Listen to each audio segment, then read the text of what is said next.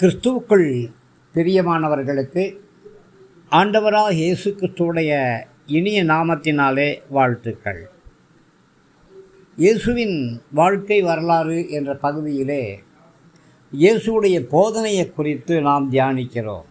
இன்றைக்கு கவலைப்படுவதை குறித்து இயேசு என்ன சொன்னார் அப்படின்னு தியானிக்கிறோம். எனவே நான் சொல்லுகிறேன், நீங்கள் உயிர் வாழ தேவையான உணவிற்காக கவலை கொள்ளாதிருங்கள்.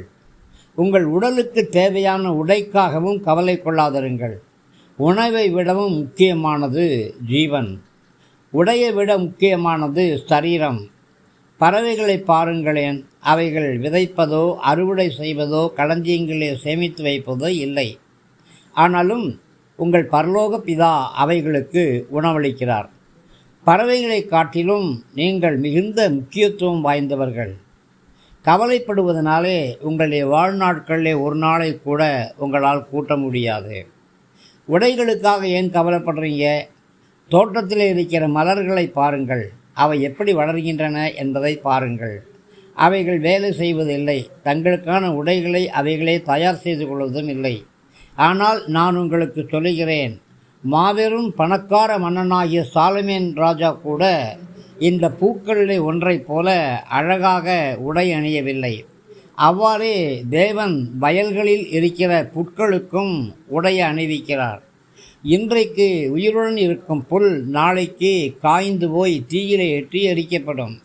எனவே தேவன் உங்களுக்கு சிறப்பான உடையை தருவார் என்பதை அறிந்து கொள்ளுங்கள். தேவனிடத்திலே சாதாரண நம்பிக்கையை வைக்காதீங்க. உண்பதற்கு என்ன கிடைக்கும், குடிப்பதற்கு என்ன கிடைக்கும், உடுத்துவதற்கு என்ன கிடைக்கும் அப்படின்னு சொல்லி கவலைப்படாதீங்க. தேவனை அறியாத மக்கள் தான் இதை குறித்து பெரும் முயற்சி எடுப்பாங்க. நீங்களோ கவலைப்படாமல் இருக்கிறாங்க.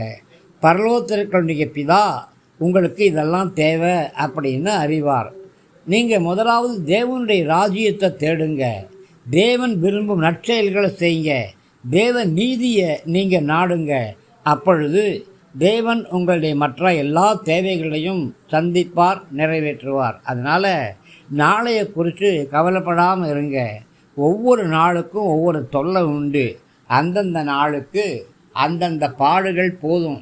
இன்றைக்கு இருக்கிற நாட்களுக்காக, காரியங்களுக்காக, உணவுக்காக, உடைக்காக, சரீரத்துக்காக, ஜீவனுக்காக நீங்கள் தேவனுக்கு நன்றி செலுத்துங்க.